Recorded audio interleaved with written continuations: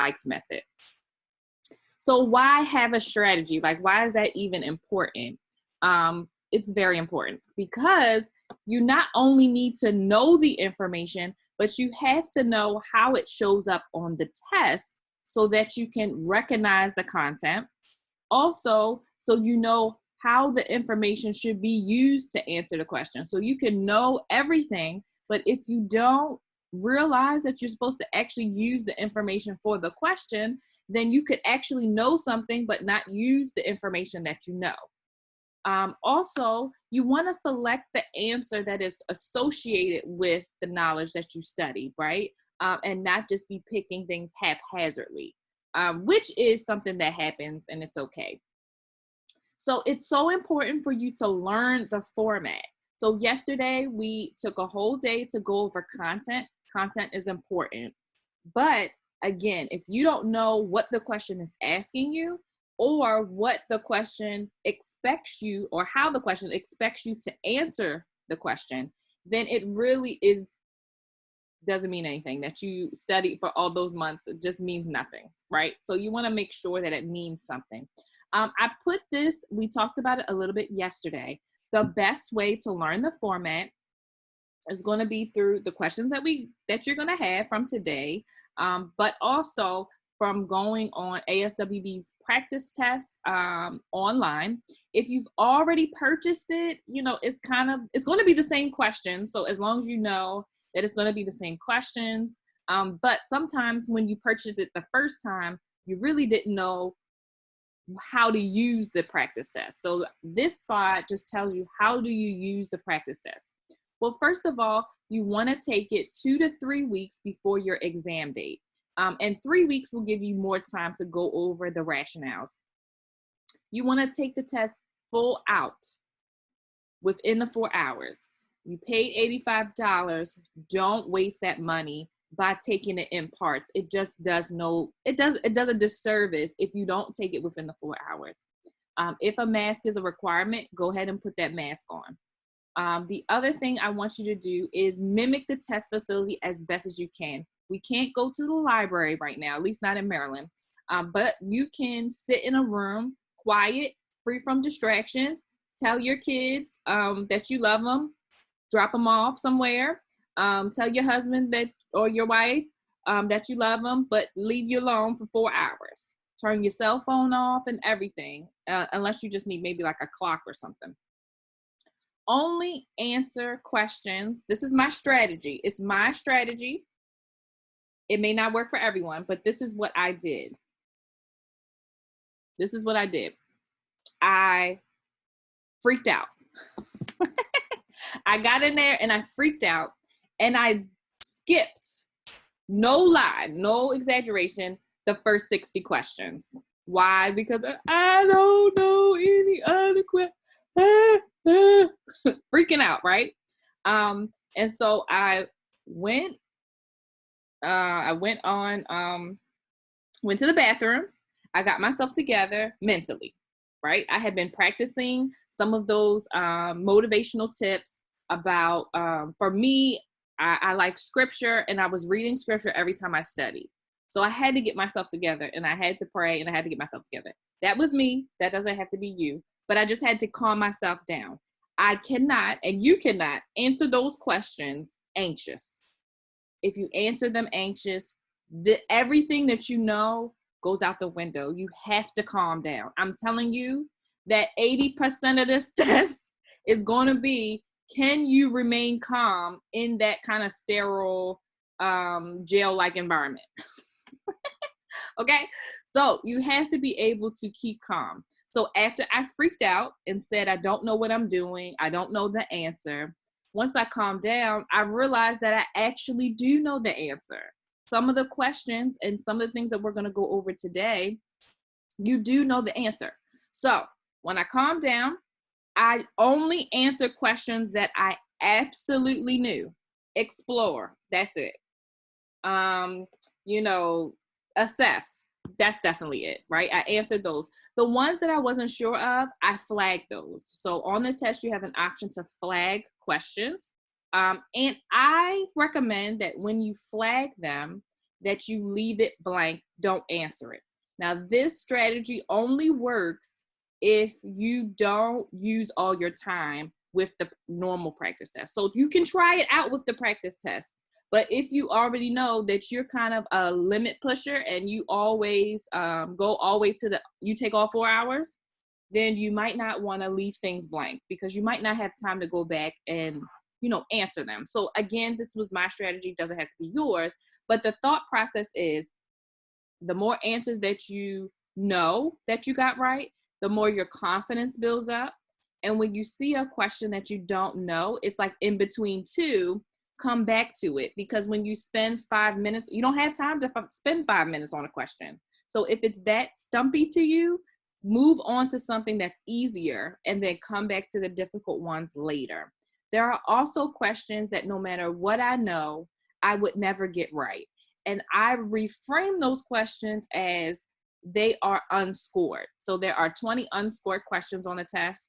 And in my mind, to help me, if I don't know something, I say to myself, that's unscored, so I'm not even gonna worry about it. Because if you focus on getting questions wrong, like you do right now, because y'all be freaking out when you get these questions wrong, like out of 35, if you get 5 wrong or 10 wrong, you're gonna think that you're never gonna pass. I already know. That's just the mindset game, right?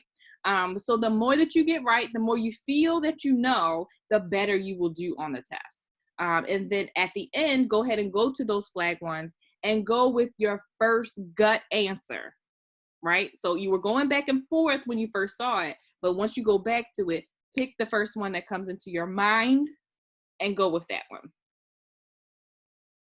All right. Then I also want you to take note. Oh, yes. Dawn Apgar is a little different beast, right? So Dawn Apgar, you can do that with Dawn Apgar as well. But as far as like the like method, sometimes the like method doesn't really work on Dawn Apgar just because the wording is off and it's more concept heavy. So it's a lot of definitions. And so the like method doesn't really necessarily work as well with definition questions.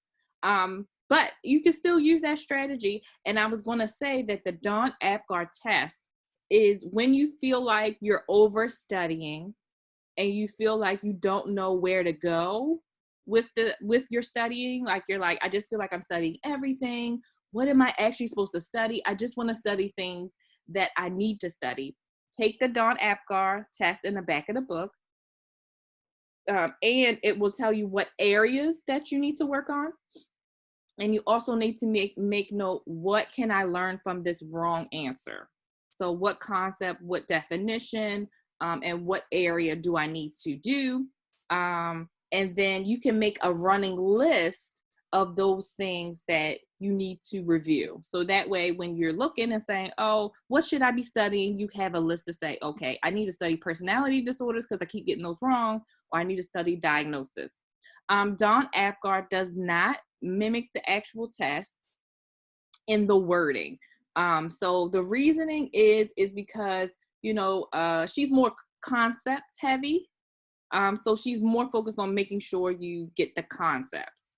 But they're great. They're still great, yes, for content recognition. Perfect. Yes, that's what I was going to say. Don't throw those questions away. Even pocket prep, even though I really don't like pocket prep, it helps you to keep fresh. It helps you to think about the test. It helps you to study. So it's not a bad thing. These questions are not bad. But they still will identify those areas that you don't know. So that's the good part. Okay, this is the like method. I think we pretty much are good with the like method, but I just wanted you to remember last sentence first, identify the type of question, key concepts, eliminate 2 answers, and the distractor. Okay, I have 13 minutes and I'm going to get through just these tips to remember. Who is your client? Remember yesterday we were talking about group practice. The group is your client. So whoever your client is, you have to keep them together.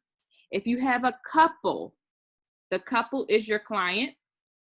When that person calls you on the phone and says, yeah, I have something I want to tell you, but don't tell my partner, we can't do that, right? Your response should be, let's talk about it in the next session, because together. Everything is together. Everything should be brought up in the session together. Okay. Of course, I always get, well, what if it's domestic violence and they're trying to, talk to you about that? That is a really radical example. Okay. That's not what I'm talking about. Anything that has to do with the therapy session should be kept in the therapy session, right? Okay, K for key concepts can also be looked at as what is the main issue? The main issue, right? So focusing on identifying what the question is asking. What is it asking me? So today I might ask you, what is the question asking? Give me one sentence. What is the question asking? Because sometimes you get caught up in additional information and sometimes you add information because you're like really analyzing, social workers, real analyzing. And so that's why your friends and your non-social work partners are answering the questions right? Because they don't have all of those frame of references to go by. They're just looking at the question like, well, the question didn't say that. And that's what we're going to go over today. Safety, is there a risk, harm, or imminent danger? And if so, it's a safety question. And a safety question requires a safety response. So when you have a safety question, you're going to eliminate anything that's not a safety response, meaning that all of the treatment process stops. I'm not engaging you. I'm not assessing you unless it has to do with the safety concern, right? I'm not validating you. I'm not doing any of that. I'm not referring you anywhere. I'm stopping everything to either report it or get more information on my safety concern. And of course, we talked about this yesterday, do what is in the best interest of the client. And I always say, make sure that if you have one of those general questions, like those one-liners, typically it'll say most or best. Pick the one that has something to do with the client, because sometimes they'll try to distract you and put something in there about like professionals or train your staff or something like that. But it's really about the client and the client's needs. Okay, answering first questions. We talked about it yesterday. Put it in order. Eliminate those two answers that would come last or not at all. What it is definitely not. It is definitely not this, and it is definitely not this, right? Because if you eliminate questions just because you don't like it or like how it looks, you could be eliminating the actual answer. So we want to limit that, right? And then we already talked about some of the indicators, but I wanted to make sure that you knew that indicators are not a guarantee. Just because you see explore, that doesn't mean that that's the answer. I need you to think about what's the main issue. And if it says explore, what am I exploring? And does it have to do with the main issue? Because if it doesn't have to do with it, it's not the answer. Okay, so don't just say explore and just pick it.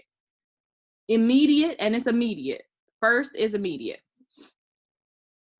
And we talked about the helping process is going to help you eliminate those things that you would do last. Next is like first. I call next first next. Next, I want you to also think about that you may be still in session with the client. That means the client is in front of you. So what would you do in response to what the scenario said or something that happened in the scenario? So what should your response be maybe to the client, or what should your action be to the scenario that they gave immediately after? So that's why I say it's first, because when you see the options, you're going to pick the first thing that you would do because it's going to be immediately after whatever they said in the scenario. And we have some next questions today. Most and best are so hard, okay? They're not as predictable. First and next are more predictable. Assess, discuss feelings. That's what you're going to do first and next. That's what you're going to do. Report stuff. That's what you're going to do. But most and best are a little more difficult. This is what I need you to do. It's going to be a direct correlation to the information in the question, to those key concepts. So if the answer has nothing to do with what the question said, it's not the answer. It's going to be directly related, and sometimes it's only one or two words, and that was what you needed to know to get to the answer, right? So something that's associated with that main concept. And again, you know, when in doubt, pick the one that focuses on the client. We talked about ruling out medical yesterday. Here's some common errors, and then we'll get right into the, oh, I'm making good time. Common errors: not separating the test world versus the real world. So we allowed you guys, because we are social workers and we like to talk about social work things, but some of the questions that were asked yesterday had nothing to do with the test. It was just like real world stuff. Like in the real world, it would look like this, right? But in the test world, it's very, like Sharmika said, very black and white for the most part. And it's very typical. So some of those exceptions that you brought up, it's not going to be on there, right? And also selecting an answer. Oh, you guys do this too. And I did it too. Selecting an answer based on predicting the actions that follow the actions, if that makes sense. So for example, if it's asking you what should the social worker do first, sometimes you'll say, well, the client is not going to accept that from me. Like if I offer, let's say I offer, this might be one of the questions, sorry. Let's say I offer a reduced fee because my client is having trouble paying me for my sessions. But it says that the client don't have no money. So I said, I'm not going to offer them a reduced fee because they're not going to take that. They don't have any money. You are assuming and responding for the client. It's asking you, what should the social worker do? What should we do according to the code of ethics? Or what should we just do according to the helping process? It's not asking you to predict the answer or the response from the client. You're only responsible for you. You don't have to predict what the client is going to do, okay? So that is going to be something that happens. Also, because you guys are nervous, because you guys are anxious and you really, really want to pass, especially if you've had a failed attempt in the past, you try so hard to apply one rule to all scenarios. For example, ruling out medical, every time you see something that says a doctor, you picking it. But ruling out medical is only when you're trying to diagnose, and you have to rule out a medical cause before you move forward with an emotional or mental health disorder. It doesn't mean that every time you see medical, it's the answer, okay? Or you're always selecting the answer of explore. Or I've also heard this, and I'm sorry if it was you, but I've also heard, well, when in doubt, when you don't know the answer, pick the first answer. So like, let's say if you're stuck between A and D, always pick A. Or if you're stuck between B and D, pick B. What? Who is saying this stuff? Oh my gosh. Don't do that. Don't rely on those type of tactics. Okay. Those are survival and emergency tactics. And I don't think it's ever appropriate to do that. Always reason it. Reasoning is going to be good. Don't eliminate an option because you don't like it. Think about what it represents. Okay, it may say something that you're like, I didn't like that word, but really it's representing assess. So if it's representing assess and it's the only answer that is saying assess, it's the answer. That's the answer, whether you like it or not. Also, they always pick C if you don't know. Don't do that. No. Don't do that, because C might not be the right answer. It's a survival tactic. I understand. Selecting the answer that goes straight to action / intervention. So as social workers, we like to solve things. So we're always going to the intervention. And that's typically not what we're supposed to be doing, especially if it's asking us what to do first or what to do next. We can't go straight to the action. So you have to pay attention to those indicators. Make sure you stay in your lane. We talked about this yesterday. You are not a doctor, so stay in your lane, okay? And you're also a mandated reporter. You're not an investigator. So you just need to report it. And if you're finding more information out, you're just finding more information so you can report it, or to determine whether you will report it or not, but don't investigate it. And then I just put some tips for the different areas for when you study, and other tips that you have. Okay, we down to the first question. Okay, I'm so excited. Okay, this is how it's going to work. So we're gonna do a polling site. So let me get the polling site up so I can give you the link. This gives you an opportunity to answer the question for yourself, so you won't be seeing everybody's answers in the chat box. I do understand that sometimes the polling site is not conducive to your device. So sometimes you'd rather just answer in the chat box. So I'm gonna share the question on my screen. You're able to answer in the chat box if you don't wanna use the polling site, but I just ask you that you don't put your answer in until I ask you to do so. Also, the polling site is going to have 35 questions on it, one by one. So keep it in your browser. Don't close the window, because if you close the window, sometimes it's hard to go back in, and sometimes it'll act weird. So click the link. Let me start the poll first. Start. Let me know, do you see anything when you click that link for the poll? Let me know. You see it? Okay, Daniel says yes. Can everybody see the poll? Okay. So what I'm gonna do is okay, great. I'm gonna share it on my screen, and yes, this one. I'm gonna share, let me see, yeah. I'm gonna share it on my screen as well. Or, let me zoom it some. Can y'all see this?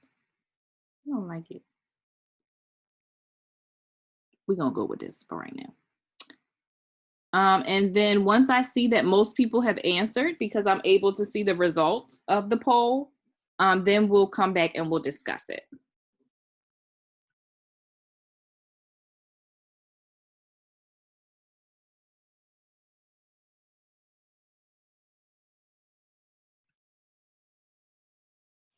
If you're not able to see it, or if the poll is not working, you can just use the question on the shared screen. And I'm gonna lock the chat box just so that you don't put your answer in before we need it.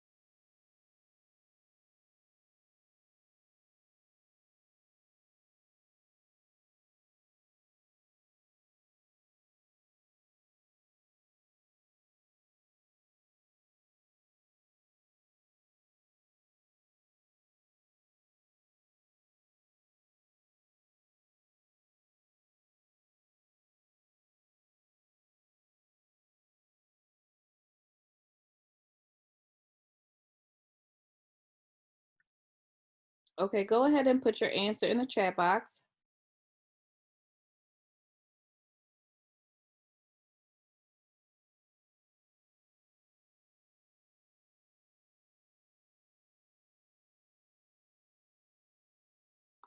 For those that didn't do the poll, if you did the poll, then you're good. But for those that aren't using the poll, you can put it in the chat box.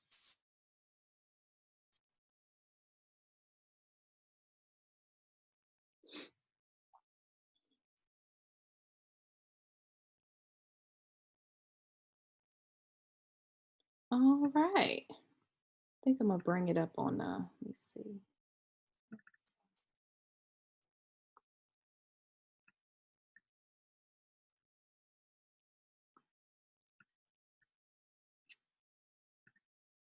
All right.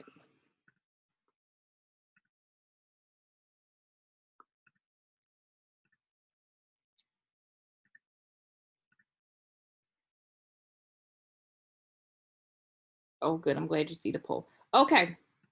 So the answer is A.